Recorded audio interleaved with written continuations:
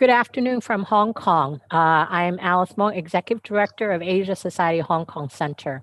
And it is, I can't say it's a delight because this is episode 26, but I am really glad that we have two experts here in Hong Kong and also global public health experts to answer us and some questions in this episode 26 of coronavirus update. In fact, last time I spoke to one of our speakers today, Professor Fukuda, in March 5th of 2020. We had some interest. I want to give you some stats from then and compare it to now. As I said to Professor Fukuda earlier, 10 months seems like a lifetime ago. On March 5th, 2020, last time we spoke, there were 93,000 cases worldwide. About 80,000 of them in China and 13,000 outside of China. At that time, 108 cases was reported in the United States with 6 deaths. And at that time, 104 total cases in Hong Kong. And the big news back then in March was the Diamond Princess. Remember that wonderful cruise ship that was docked in Japan? And the first case in Hong Kong was, I think we found out in January of 18. So we're coming up on first anniversary of COVID-19 arrival in Hong Kong. So fast forward 10 months. World case today is about 88 million, 1.9 million deaths. In US, 22 million cases and over 340,000 deaths. And Hong Kong, we just reported one more death this morning. The death is at 155, and it's 9,000 cases. And so we are right now, today, January 8th, 2021. This is our first first program of the new year, 2021. And we're delighted. Professor Keiji Fukuda, Director and Clinical Professor at University of Hong Kong School of Public Health, is back with us. And we're also delighted this time to welcome Professor Vivian Lin, who has 30 years of experience in health policies and program development, health planning, and public health. She was previously Professor of Public Health and Head of School of Public Health at La Trobe University in Melbourne, and she's currently here also at Hong Kong University. So welcome, both of you. And I wanted today's talk, mainly, we're going to talk about a lot of things, but I think let's start off with vaccine. And I wonder if we can get Professor Fukuda to get us started, and then I'll turn it over to Professor Lin to kind of give us your take on what's happening right now, January 2021. Yeah, thanks, Alice. I'm really happy to be back here. And when you reminded me that the last time was 10 months ago, it is almost hard to believe, how much has changed since then. However, I have to say that, being an American citizen, when I go to the television, I expect things to change over 10 hours right now whenever I look at the news. And so, I don't know, we are in a very unusual situation. But maybe to get us started, because I know that there are specific issues that you want to talk about, but to put all of this into perspective, as it's clear from our daily, looking at the news and so on, we've never gone through something like this in our lifetime. The scale of it is just way beyond any other infectious disease event that we've seen. And currently, it still looks grim in a lot of ways. If I turn on the news and look and see what's going on in Europe or North America, certainly it hasn't been brought under control. But I do think in 2021, in the big picture of things, the advent of vaccines coming on board and the implementation of this really beginning to get started will change things in the world. So I think the light at the end of the tunnel is beginning to be there. And so, I know, Alice, you want to talk about different aspects of the vaccine, and happy to go to, but I think the bottom line is that in 2021, I don't think we're going to be back to the world as it once was, but I do think that we are going to begin to see the end of this pandemic. Vivian? Thank you so much, Alice. It's a great pleasure to be here. And, I really love your reflection on how much the world has changed, because I think it's really important to always take that perspective with us. if we think about the last 10 months, scientists have come together with extraordinary speed, using new different platforms to develop the vaccines. So that's really, I think, a real tribute to the way people have come together. And I think that's to be celebrated. At the same time, just as we still are learning new things about this virus, and there's so much we don't know, that was the experience of all last year, was this continual unfolding of information, and governments and everyone else having to learn as we go. So I think this may be the case with the vaccine. We may all hope that it becomes the magic bullet and life will go back to normal, but I suspect there will be new things we learn as the vaccine and the different technologies are rolled out. There will be some things that may not have been anticipated during a trial. And how governments will actually roll it out will also differ, in the same way that governments have been different in the way that they've managed the pandemic. So I think there's a lot more learning as we go forward as well. Well, I think, Vivian, you brought up a very interesting point about, the collaboration. I mean, I remember doing this program, I think in maybe March or April, hearing the WHO head talking about 18 months, at least 18 months to see the vaccine develop. And now I think in December of 2020, we have already seen the vaccine out. And then here in Hong Kong, we heard from the government that I think next month we will be getting, I guess, shipment of it. So I think you point out a very interesting point that we sometimes forget. It's really hard to sometime in this winter remind us we've come a long way, but it sounds like a way to go. But I want to ask Professor Fukuda then about vaccine. If you can give us more of either of you, if you have information about when do we expect Hong Kong to be getting, the plans about the vaccine plan. I know the government is talking about it. So any insight on when here in Hong Kong we can expect to see the first jab? Well, Alice, I think if things go well, we should be beginning to receive vaccine in Hong Kong in February. You've seen the reports of this, and I think that the should is an important word to keep in mind, because having gone through other pandemics in the past, you want to really make sure that you actually have the vaccine in hand. But sorry about that. But if the vaccine comes as we fully expect it to do, then I think that, hopefully by February, probably at the soonest March, in that time period, we should begin to see the first people getting vaccinated in Hong Kong. And one of the things that the government and the public health community in Hong Kong has been working on is who should get vaccinated first and how is this going to happen.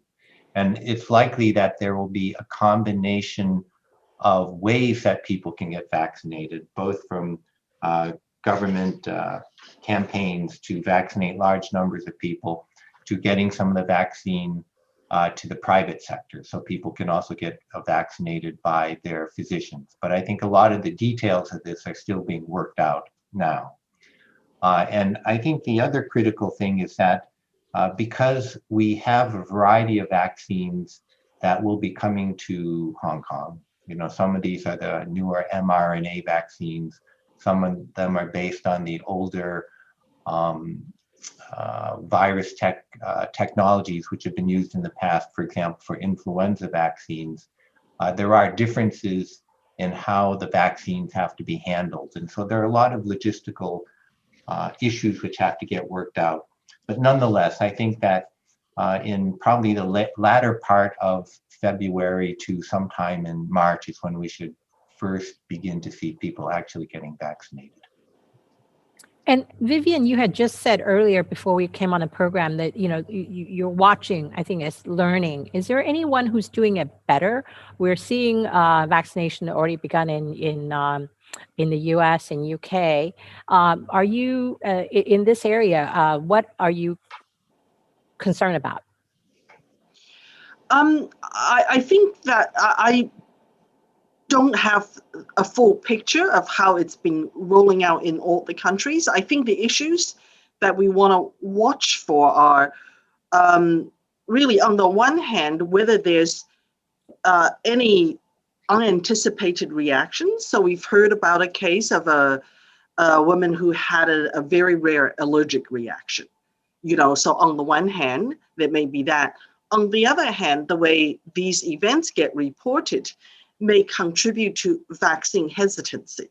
And we would be equally concerned about that because we're also, seeing some of that vaccine hesitancy based around an ongoing concern in many countries for people to get vaccinated generally, even on very well proven vaccines. So I think this is where the risk communication with the community is very, very important. Not only, how it's being rolled out, but why some people are getting the priority, what are the potential issues. While it's quite challenging to learn about all these different technologies, and people may or may not have a choice about which vaccine they want. But the more information we can get to the public so that people understand the different dimensions, I think the better. And Professor Fukuda, can I ask you about the 3 type? We are seeing the news that Hong Kong is going to get 3 types of vaccine, and I think 1 from China and 2 from outside. And can you kind of give us kind of a quick summary of what these 3 types are and some of the unique characteristics of these 3 vaccine that Hong Kong will be getting? Yeah, so these are 3 vaccines from 3 different companies, and so the vaccine coming from China is produced by Sinovac, and basically to make that vaccine, they inactivate virus, the COVID-causing virus, and basically that's the basis of the vaccine. There's a second vaccine, that was developed in Germany by BioNTech, and then it's being distributed by Pfizer and by Fosun in different parts of the world. This is a so-called mRNA vaccine. So it uses a different technology to get genetic material into the person, and that is how that will help produce some of the proteins which are going to protect people, lead to the antibody development and protect people. But it's a different technology. And then the third one is produced by AstraZeneca, and this was developed in coordination and cooperation with Oxford. And then this uses another virus called adenovirus to get the vaccine into the person. And all of these vaccines try to do the same thing, which is basically get the body's immune system to react, develop antibodies, and basically protect the person against natural infection. So the technologies differ. The other things which differ about them is that the estimated effectiveness, how well they protect against the person, varies in the different trials. And so ranges from about 78% up to about 95%. But to tell you the truth, I don't think that that's fundamental difference. I don't think people should worry about it too much. Basically, what that means is that if it's 90% effective, 9 out of 10 infections will be prevented. If it's 70% effective, 7 out of 10 infections will get prevented. That's better than 0 infections getting prevented if you don't get vaccinated.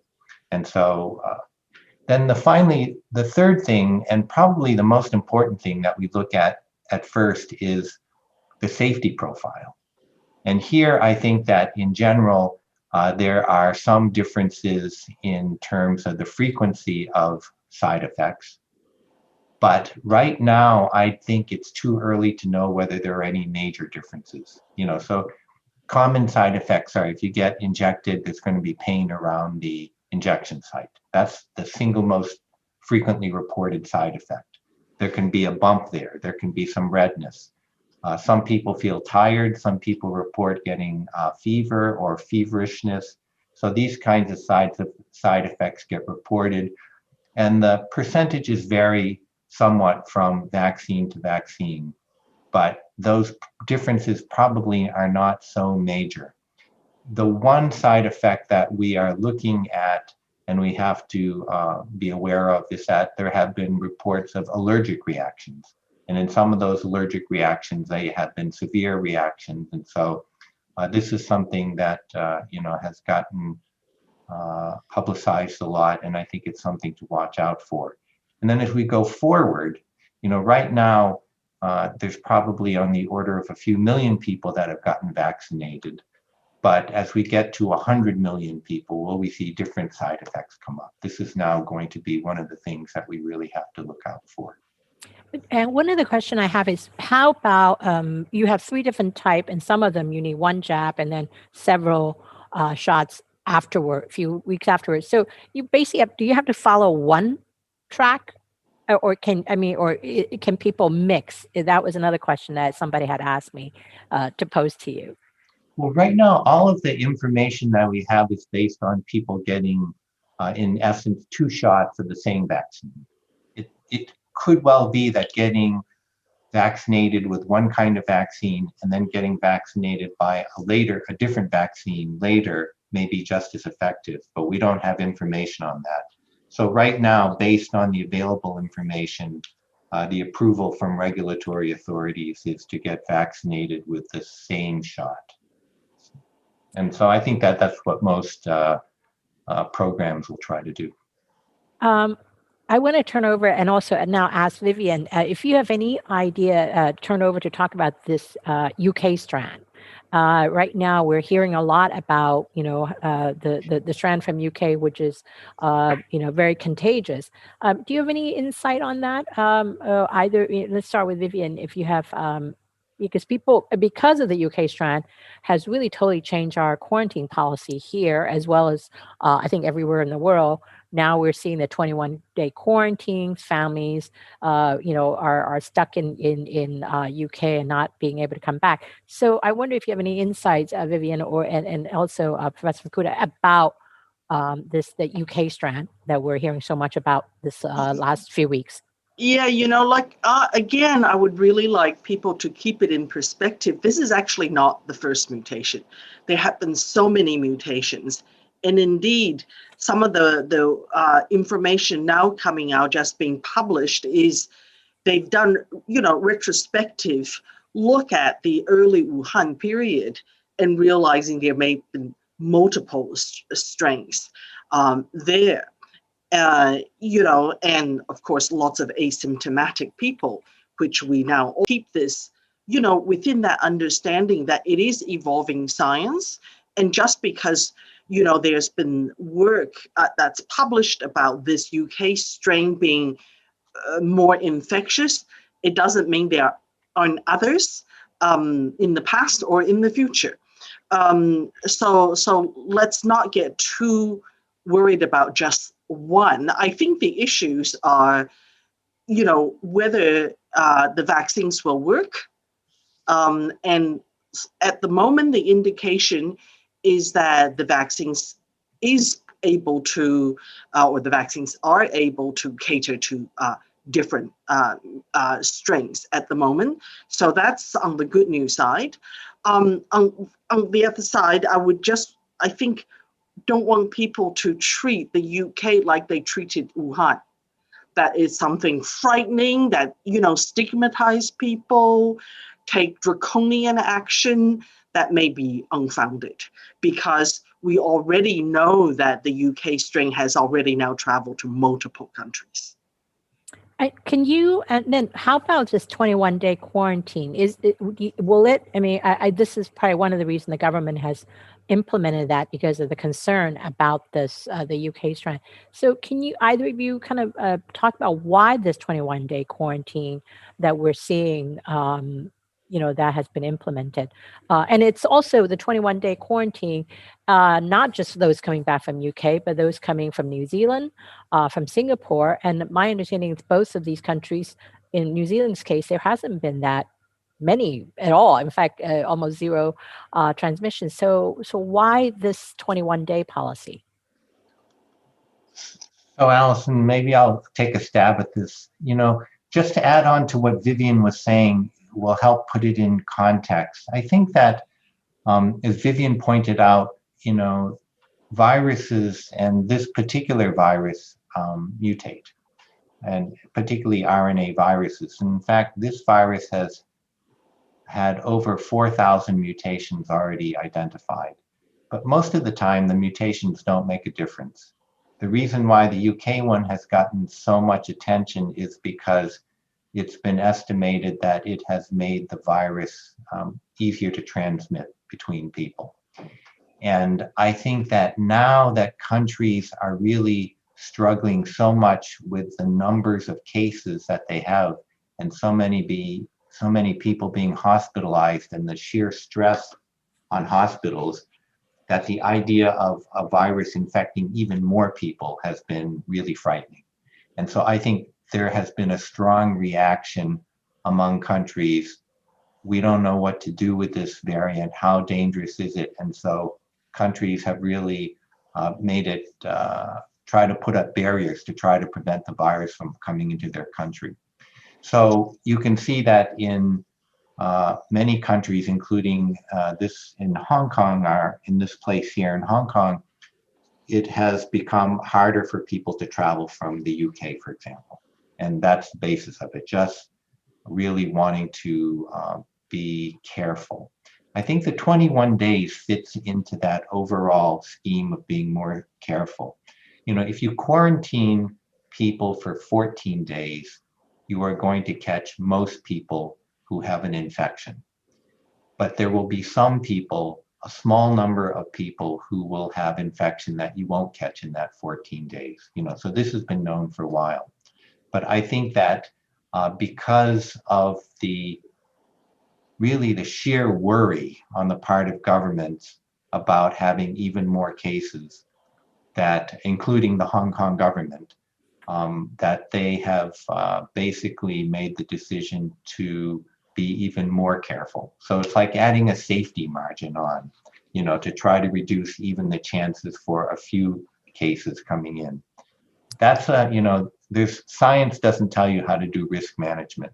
It can tell you what the facts are, but then you have to take it and you have to decide, what are the trade-offs that you're willing to live with. And so I think that's why the 21-day extension, or quarantine was extended to 21 days. Whether that will continue in the future or so on, I think, that is a government decision. Well, I guess this question coming from the audience, I don't know if either of you want to take a stab at it. Maybe it's for the government to answer, but this audience member asked, does the benefit really outweigh the health and financial and the mental costs? The benefit of the 21 days. Yeah, that's, again, I'd be very curious to see how Vivian thinks about this, but I think that question probably depends on who you are, to be very blunt. If you're somebody who is unable to return to Hong Kong because of travel restrictions, or if you are someone who has to be quarantined for longer than you expected, of course you're going to think that this is a big nuisance and this is really a bad trade-off. But if you are also the government and you're looking at the news, and for example, you're looking at the news coming from North America or Europe, and you're seeing the stress on society because cases have gotten out of control, then you may say, we have to make this trade-off to keep our chances or keep our cases low. And again, there is no simple answer. It really depends a lot on who you are and what's your perspective in looking at this kind of issue. Okay. In some ways, from a public health viewpoint, you would like quarantine arrangements or any other management measures to be risk-based. You want to recognize the different degree of risk that exist. in different population groups, for different population groups, and in different places.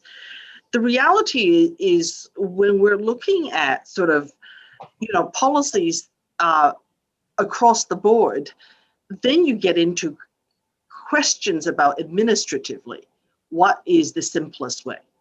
And you might say, what's the difference between 14-day and 21-day?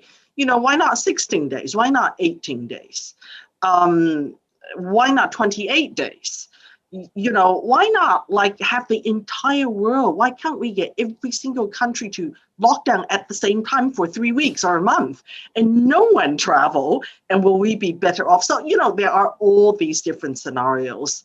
And we do have a situation where besides the health concern, there's a whole range of other factors that go into decision-making, including the implementation arrangements. And that's why you get such huge variation across countries, and therefore the difficulties of actually coordinating also across countries.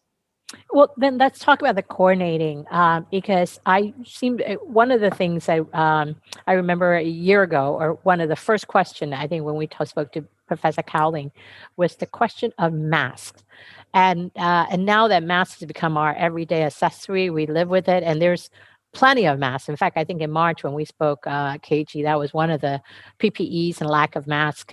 But here in Asia, or especially here in Hong Kong, we all wear masks. But in the U.S., definitely, I mean, there's the anti-maskers, and we can see it in also the political ramifications of that.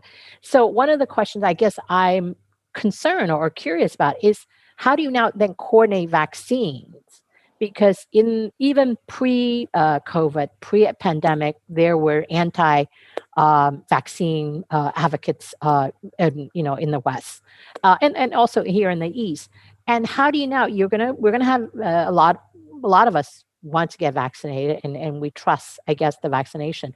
But then, how are you going to coordinate that from those who are really distrustful of vaccines? I'm sure some of them are the same way. They felt the same way about the mask. And how are you going to? So in some ways, this kind of also goes back to one of the questions was, will we ever get back to that normal of pre-pandemic normal? Because the vaccine is not going away, correct? I mean, poof, we vaccinated, vaccine's gone. That's not the case, correct? So how do you kind of coordinate the policies, and also among governments as well, and in this really interesting times? I mean, and I wonder if either of you have thoughts on how we're going to see the long term, how vaccine, just because you vaccinate here, and we're going to be traveling again, how do you prevent? Yeah, I guess the long term question is that when are we going to see the end of COVID, if we will see the end? Okay, so that's I guess several different questions. Maybe try to unravel some of it. One of the big lessons from COVID, but it's a lesson that we've learned repeatedly from other pandemics and large epidemics, is that there are certain things which we need everybody, literally everybody, to recognize. And then there are other things in which there can be a lot of flexibility. And so there is not one size fits all, but the part which everybody has to recognize is that there are simply scientific principles which you can't escape. Whether we're talking about travel or masks or social distancing, we're trying to keep virus from going from one person to somebody who doesn't have the virus. I mean, that's a very simple way, but it's a very true way to look at what we're trying to do. And so everybody has to have that concept in mind if we're going to effectively deal with an infectious disease event. But how you do that can vary. In Hong Kong, we use a lot of different methods. We wash our hands, we wear masks, we have social distancing, we have border measures, we have communications, we have schools being closed down, and so on and so on. In another country, you have different approaches. In mainland China, we've had large lockdowns and so on. So how you do that can vary from from country to country. And so there's certain things that we want to coordinate on, and other areas where I think that it's prudent to let the cultural norms and so on, dictate how they get implemented. I think that in terms of vaccines, the things that we really would optimally coordinate on, for example, are things like the distribution of vaccine. Over and over again, history tells us that vaccine goes first to richer countries, and at the end, this is going to create a lot of resentment. And I expect that we are going to see the same thing occur here. Other things that we should coordinate on are the information and the messages going out. There are differences between the different vaccines, but there are some large similarities, and getting that information out consistently is going to be a really critical part to dealing with vaccine hesitancy. So I think that optimally, the messages going out from health authorities, whether it's Geneva, Hong Kong, Beijing, or Washington, or wherever, the same people are getting the same information, because everyone is going on the web right now and comparing and looking for differences and then saying it's so confusing. And then I think in terms of vaccine hesitancy, one of the issues you brought up, that group of people who are very skeptical of vaccine are not all the same. Some of them are really deeply skeptical, and it's very hard to change how they see it. Other people are I think, legitimately simply worried. Have there been corners which have been cut? Has it come out too quickly? Is there information which I'm not sure about? And so here, it's really important to get as much information out and really to be transparent. Don't hide side effects and so on, but also counter what are clearly untruths and rumors going out. And so I think that there are things like that we can coordinate, which are really important. And again, the last question which you asked was, when is this all going to end? I mean, I don't expect that any of us anymore expect that the normality at the end of COVID is going to be the same as the normality before COVID. Even if the virus completely disappears, business practices are not going to go back to exactly the same. We know things like this. But I think that it's very likely that vaccine is going to help us get back to normal. The virus is going to still be circulating in the world. That is the most likely scenario. But we have that on a daily basis with viruses like influenza and many, many, many, many other viruses, and they don't disrupt the world. We accommodate to them. So I think the concept is that we will accommodate to the virus causing COVID. We will get there. It takes some time to get there. But getting to normal doesn't mean that the virus has disappeared. It just means that, like many other infections, we've accommodated it. And I think there's also an interesting question about how much will we actually learn from this? Will we just hope that, we've got the vaccine, we all go back to life as of 2019, and that's it? Or, given the unprecedented nature of this pandemic, do we say, what are the lessons that we actually have learned from this? People are probably taking an interest in health issues in the way that they've never done before. So how do we actually build this collective understanding that we each contribute to our own health, we contribute to each other's health, and our systems need to be ready to protect and treat us when necessary. So I think there's, still a lot to be done in terms of improving our collective health literacy, understanding the art and science of public health, and ensuring that we as nations and communities are actually ready for the next one. That's a really good point. I had read somewhere that due to COVID, now you have a lot of young people interested in career in public health. and also kind of like preparing for a tsunami or earthquake, having the infrastructure. Now, I don't think, hopefully the governments and community don't take this for granted anymore, being preparedness for future pandemic. And I just finished reading President Obama's book. Apparently, under certain government and his administration, I think there were plans, and I think Keiji probably can talk about some of the plans about the H1N1, but for whatever reason, this time the U.S. really has not done a great job. So different countries hopefully have learned the lessons of having preparedness for future pandemic or future diseases like this. So now we have a lot of questions coming in. In fact, everyone is very interested in, of course, vaccine. And a couple of questions is regarding concerns, especially for older people with underlying health challenges. What should they be aware of while or after taking and the vaccine? And there's also an age-related for kids. Show the question about age for vaccine for elderly. So I can get us started here.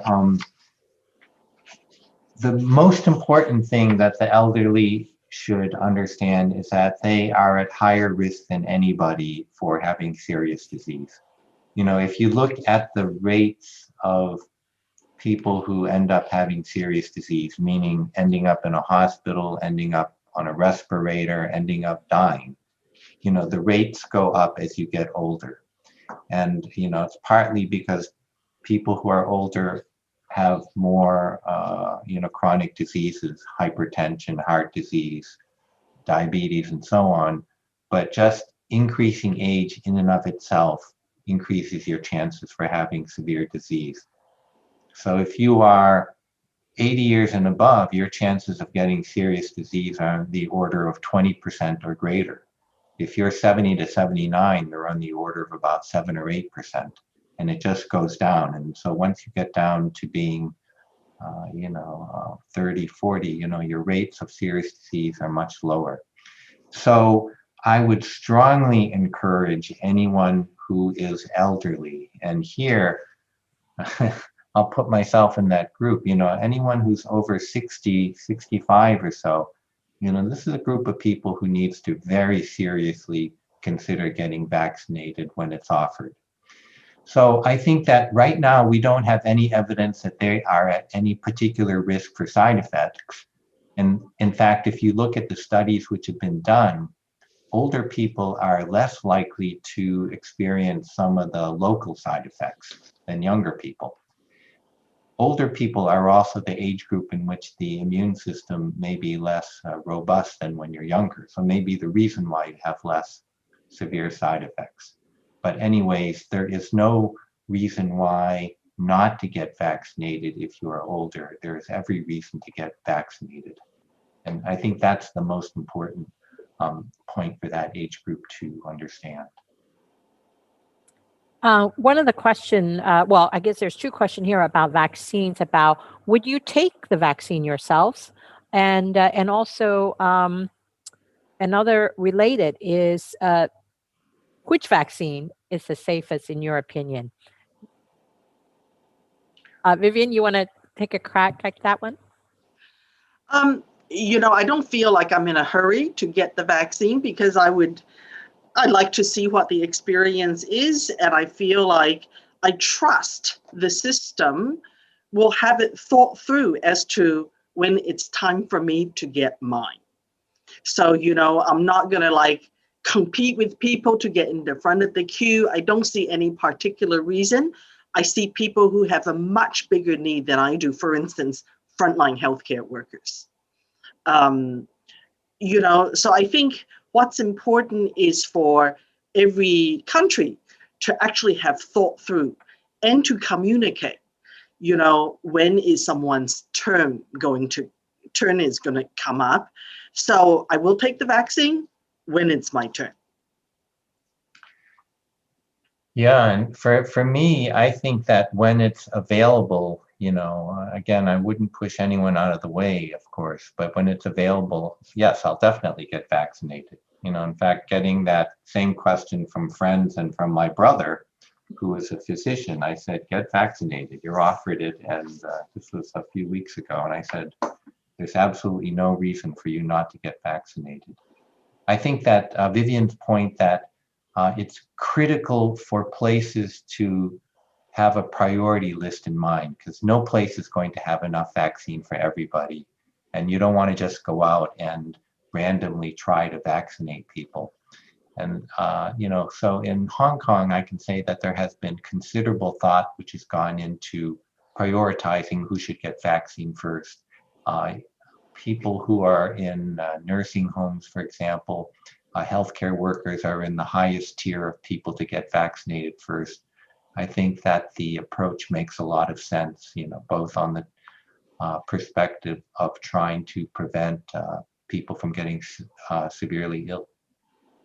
The question here from one of the audience is, should the Hong Kong government introduce a mandatory vaccination for the public? You think it's required?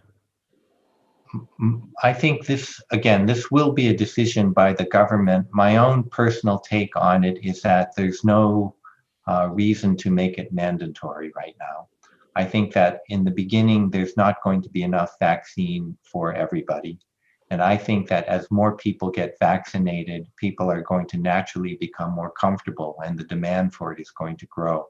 So in fact, I think that once vaccine becomes available, there will probably be more people who are going to want to get vaccinated than vaccine supply is going to be available. So, this is how I would think about the issue. Well, one of the questions coming in about vaccine is the mRNA vaccine is quite new, and are there measurements of safety, and do we know some of the fatality rates so far? Since my understanding, it's never been tried on humans in terms of the mRNA vaccine. Well, this is why the approval process is so important. When I used to work at the Centers for Disease Control in Atlanta, because of influenza vaccine, I would work closely with colleagues from FDA and Food and Drug Administration. And then when I was in Geneva, similarly with colleagues from EMA, which is the European equivalent of FDA. And then, the people who work in these organizations, they are extremely rigorous.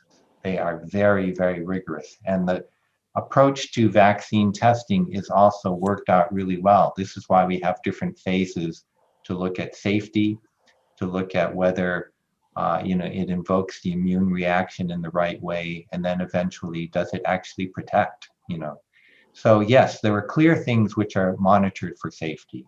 Does it hurt when it goes in? How often does that happen? Does it cause fever? How often does it happen? Do people develop unusual side effects? And if they do, is that side effect really attributable to the vaccine or not? So there have been some severe allergic reactions, and so these have been identified. And the people who developed them were treated, quickly by the physicians around them. So, they were handled pretty well. But these are the kinds of things which you want to continue monitoring for and looking out for. But I think that how to monitor for safety, a lot of that is worked out pretty well. And going forward, as more and more people get vaccinated in places like Hong Kong, it will be important for vaccinating authorities to continue that watch. We need to know what happens to 100 million people, to 200 million people. Knowing about 5,000 or 10,000 is not enough. But I think how to do this is pretty well worked out. And I think it's probably just useful to remind people that, there is an internationally accepted framework for the regulation of vaccines and medicines, in the way in which, new products are tested on animals and then on human beings. and that data is provided to regulatory authorities. So the integrity of that regulatory approval process, as well as that research process, is absolutely essential. And so I think that's the foundation on which we go forward. This question from our online audience. It's been a year since it's 1 year anniversary, more or less, of when we first heard of it from the virus. What are some of your key observations and lessons that you have learned in this past year? Vivian, you go first. Okay, I'll have a go first. Look, from a public health viewpoint, I think we always had a sense that we have plans on how we prepare for and respond to emergencies. And we think about emergencies as acute events that we can manage, and then it's done. This one, I think, has taught us that we need to think more broadly about pandemics, because it's an ongoing event. It's not acute, it's a chronic event. And so in many ways, we need to be, in public health terms, thinking about our preparedness and response differently from how we have done it before. So we need to be engaged much more with the social and economic issues, as well as a whole set of broader health system issues. So I think there are some, very important lessons for people in the health sector. But I think more broadly, I think what's been interesting for me in watching the way the waves have occurred in different countries is it really does expose the fault lines in a society and an economy. And we see that at the end of the day, the vulnerabilities become really obvious. We see some of the best in people in the way that altruism, mutual support, mutual encouragement to behave appropriately has helped countries. But we also have seen some of the worst of selfishness and disregard for other people. So I think coming out of that, I am heartened by various conversations, which is about not only how do we go back to normal, but how do we actually build a better normal? How do we actually recognize that the carbon footprint has actually decreased because we're not flying around anymore? So what can we do to contribute to managing the global climate change problem? Just as how do we actually ensure that we actually provide a more universal access for everyone to health services, or provide for basic incomes for people who are in insecure employment. So there are so many of these issues that I think that we collectively need to come to grips with. And I think the more we can do that, the better we will be prepared for the next pandemic. Keiji? So, Alice, I think there are 5 points, and some of them have been made by Vivian, but I think the first point I want to make is that I don't see anything that COVID has taught us in terms of small lessons that we haven't already seen from Ebola's or H1N1, but it's the sheer scope of the impact, and when you look at it that way, lesson number 1 is that this has been a whole of society, whole of world impact. And if we are going to really go beyond our really inability to get prepared in the past, we have to be thinking of how do we get ready for these kinds of events. And there are 3 key issues here. I think that being prepared is clearly a matter of leadership. We have seen the importance of both political leadership and governance in having an impact. The second thing is that we need to have systems which are in place, which are strong enough. And in the past, we've almost exclusively focused on systems. So how do we communicate? How do we take care of people and so on? And that's really a second component. But the third component is that it's so clear that the cultural norms of a place have a big difference on what is acceptable and what is not. And if in our thinking about how to get ready, we don't take that into consideration, we are likely to fail or at least run into very big difficulties. So preparedness in my own mind, having spent many years working on this, has now dramatically expanded in terms of what it really means that we have to be ready for it, be thinking about. The second thing is that events like this don't happen in isolation. They happen in the real world, and the real world happens to be undergoing a number of different changes. So we are undergoing geopolitical transitions, which we've all noticed. You know, being in Asia, you cannot help be feeling like you're in the middle of some of the largest geopolitical changes in the world going on. And the pandemic, like many things, both accentuates that and can also highlight some of the vulnerabilities. It sort of has pluses and minuses, but we can't ignore the real world context. And some of the other real world events going on, which have directly impacted COVID, are the fact that we are in the middle of moving towards a digital technology. So it has changed how we monitor people and so on. And this is going to have big effects and big consequences after the pandemic is over. And another one of the technical real world context things is that we live in a world of social media. And in many ways, we have learned that it has isolated us, at the same time allowed people around the world to be in contact. So that's another lesson. I think that Vivian already mentioned that the pandemic really highlights our vulnerabilities, and it sort of also somehow exaggerates some of our tendencies. And we see this in some of the extreme reactions in different countries. The fourth point, though, is a sobering point, which is that will we actually learn from this?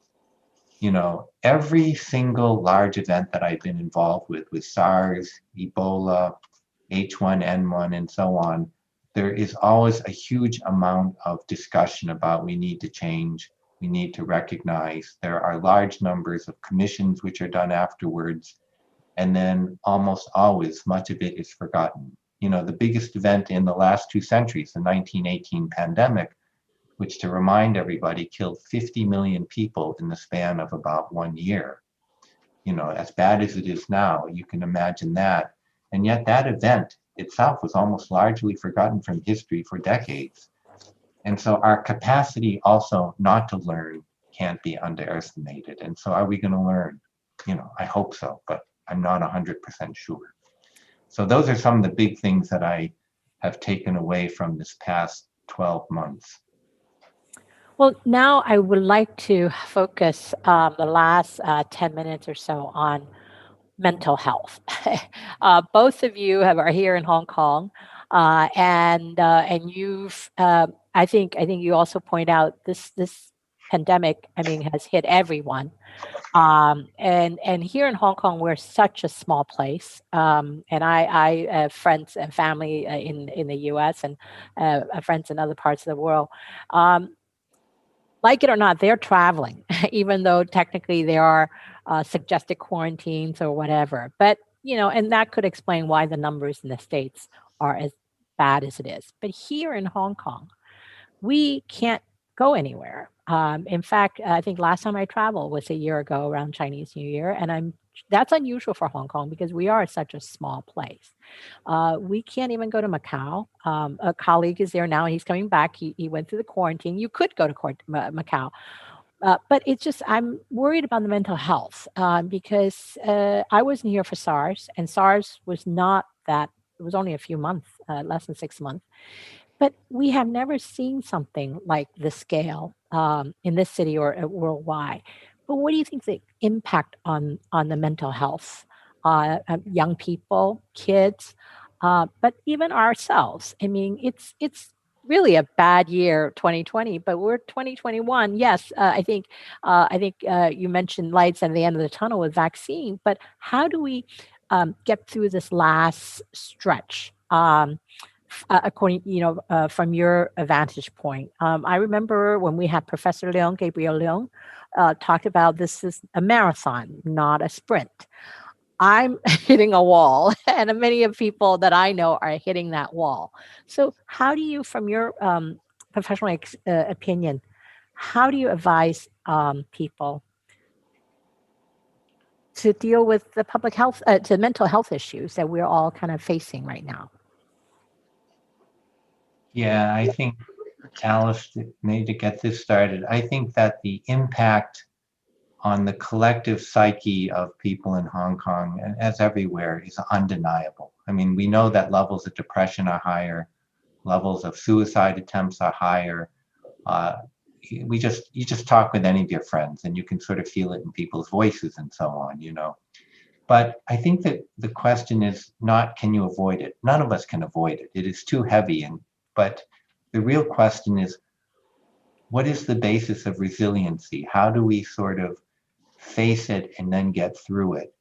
And, I only have some very simple answers.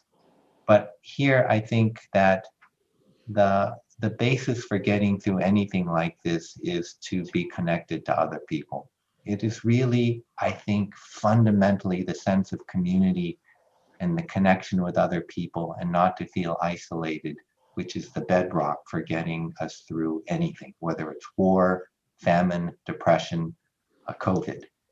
And so I always tell my friends or students or whoever asks me that, stay as connected as possible. We can't travel, but, I Skype with my kids frequently. My wife is in quarantine. She wasn't traveling. She's in the 21-day quarantine period. And so we Skype. And, we do whatever we can to remain in contact.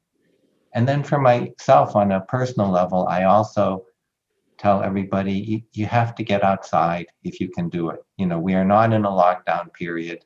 To be outside, to walk around, get a little exercise and so on, it somehow makes a difference. And so it's little things like that that I use. I don't play too many conceptual games with myself, but I do try to make sure that I feel I'm not in isolation and I see people or talk with people. And then I try to get outside. And, those are some of the basic things which I do practice myself, and I also tell others. I think that's really, really helpful in terms of, advice to everyone. It's also, I think, important to kind of look at the different groups in society, and the mental health issues are different for different people. And we've seen this, in fact, across, any number of countries. So I think, need to acknowledge the difficulty that people who have severe mental illness have experienced in being able to continue to access support, either because of resources been focused on COVID management or, lockdown and other difficulties. So I think it is really important to really think about, for instance, how digital health can actually maintain, indeed extend support to people who have severe mental health issues that may be exacerbated and really require that support. So we must not think we're only dealing with COVID, but build the mental health service needs into our equation. And then I think there's, the problems of people who have emotional frailty, which may be exacerbated by the overall situation and the prolonged length of time. And in Hong Kong, the kind of this public health crisis has come on the top of a larger social and political crisis. So the combination of that. So I think there's a question about not only, the professional services and how they can be extended, but also how social institutions and all organizations become much more cognizant of this impact and really start to work on supporting people, connecting people, building the resilience. And I think some of that is also kind of modulating our own expectations that this is not going to finish. And, you know, without being flippant, I remember the first time I ever went to a film festival, and I was like out of my mind after 3 days of being overwhelmed with movies. And then the next year I thought, you know, I just have to pace myself. And if I learn to pace and expect, then I can handle it much better. Now, this is, of course, you know, a different kind of situation, but I think that is also part of how we actually learn. And we learn about ourselves in that process and our own ways and the resources that we have to manage. So I think it is about togetherness and drawing on a whole of society approach. Well, Allison, can I just add one point to what sure. Vivian said? Because it really made me think of something. It's not just a matter of protecting ourselves. I think it is thinking about other people. You know, it is tremendously hard. And I think that for each of us, there are different ways in which we can be kinder to other people. We can be more flexible. You know, I think that, for example, in the workplace, we can take greater flexibility and so on. The economic hardships from this, from businesses closing down, you know, I don't know, you know, I don't want to get into business recommendations, but I think that whether people can pay rent and those kinds of things are a huge hardship and so on. And extending that kind of flexibility and recognizing that it's an abnormal situation, and also thinking about how do you make life easier and a little bit more bearable for others who are in a worse position than you are, is a critical part of, I think, what we have to do as a society to get each other through. So it is not just ourselves, but extending it to others somehow will make a big difference. Well, great advice. I couldn't agree with you more. And this is one of the reasons we started doing these programs, you know, a year ago. And for me, doing programs like this has been really good for my own mental health in terms of learning from experts and just being able to have conversations like this, and also being able to right now bring in audiences from not just locally, but also globally. And we want to thank both of you for your time. I want to end on a positive note and just ask both of you, what are you excited about this year? I know we've talked about vaccines, you know, but what are things that you're looking forward to, you know, that you couldn't do last year? I am excited about reconnecting with people in so many different ways around the world.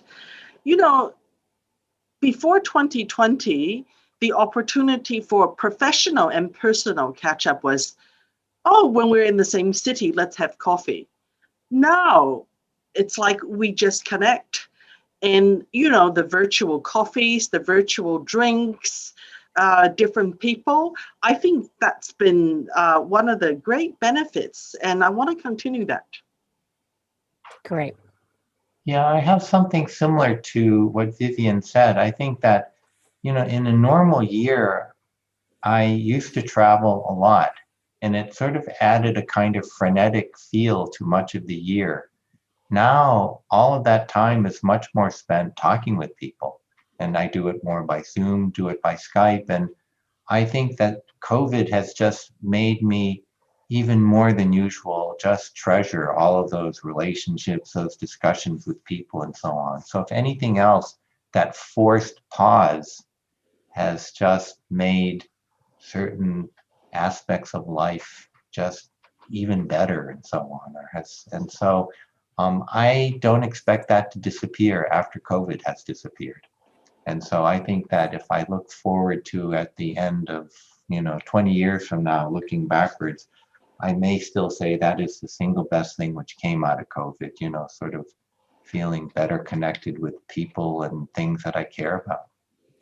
Well, I think I couldn't agree with you more. And I last year did more reading than I've ever done. I've read more books, and I thought about a lot of things. And it's been it has been a very but I am looking forward to 2021 when I can see my family again in person in the States, but traveling more for fun, not so much for work, but connecting with people is still very important. But in the meantime, I think the acceleration with technology this last year has been it's been a godsend. You wonder how people have gone through it before without technology, but we've been fortunate to have technology with us. So again, I want to thank you both for your time, and we ran a little bit over, but really remind our audience to really think, kind of like what Professor Fukuda said, think about others. It's not just about ourselves. We have time now to reflect, and the community needs us. And it's not just about ourselves. There's a reason we wear our mask. It's for our own safety, but it's also for the safety of others. So I think those are wonderful advice. And I want to thank all of you for joining us this afternoon. And remind you that we will be bringing you episode 27 in about a month, February 16th, when we will invite back Professor Ben Cowling, who is the head of the Division of Epidemiology and Biostatistics at Hong Kong University's School of Public Health. When we had the conversation with Professor Cowling over a year ago, almost a year ago, that was when we started this series. And we will continue to bring programs like this. And in the future, I know we're going to be doing more program on the mental health. And we're going to try to get everybody through this 2021 together. Better than we've ever been. So thank you all for joining us. And again, think of others, and you know, we'll look forward to celebrating Chinese New Year. We'll have some wonderful programs that we are working on in terms of music program to share with you, our online audience. So tune in to Asia Society Hong Kong to see more exciting programs like this. Good afternoon, and thank you again, Professor Fukuda and Professor Lin. Good afternoon. Bye-bye.